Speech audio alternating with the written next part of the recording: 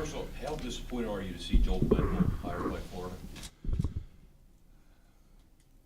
Disappointed. I'm happy for Joel.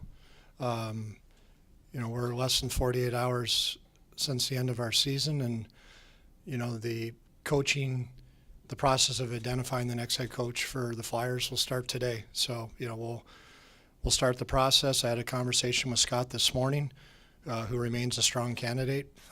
Talked to him about what I'm going to do, and my plan is to start my due diligence and reach out to some people, and also spend some time with Scott, and hopefully at the right time name the right person. I know you mentioned that this is going to, a lot of the potential ads going to be driven by the marketplace, but in an ideal world, what upgrades would you like to make to this roster?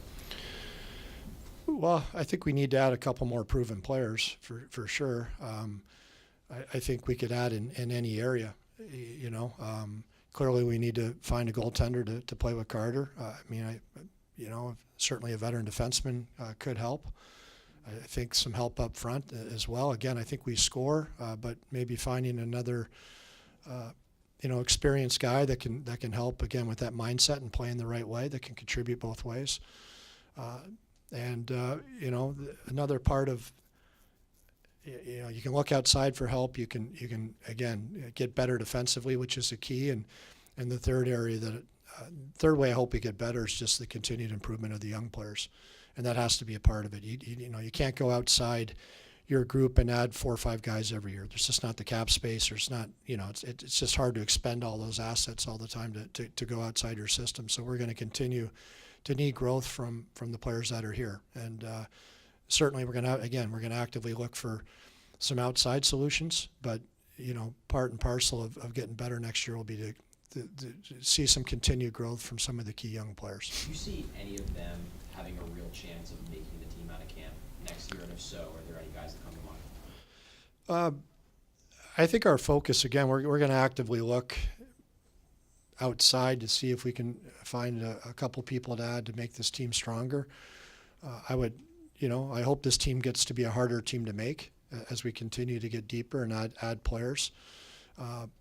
Obviously, of course, somebody could come in and make the team, but they're going to have to earn it. We're not looking just to put players on the team.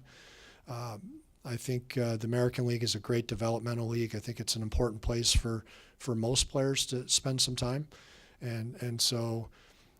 Having said that, I don't like cutting players in April. There's some talented kids coming out of junior, coming out of college, and we'll let their play determine how they do. But I guess what I'm saying is I hope we're a little deeper up front and on the blue line, and it'll be a little bit tougher to make the team. That would be ideal. And then your depth is obviously better, and you allow time. You allow players time to fully develop before they come in. To that end, you said at the trade deadline, or right before the trade deadline, you said anybody but Giroux was on the table. Do you still feel that now, going into if the summer people are throwing names around at you?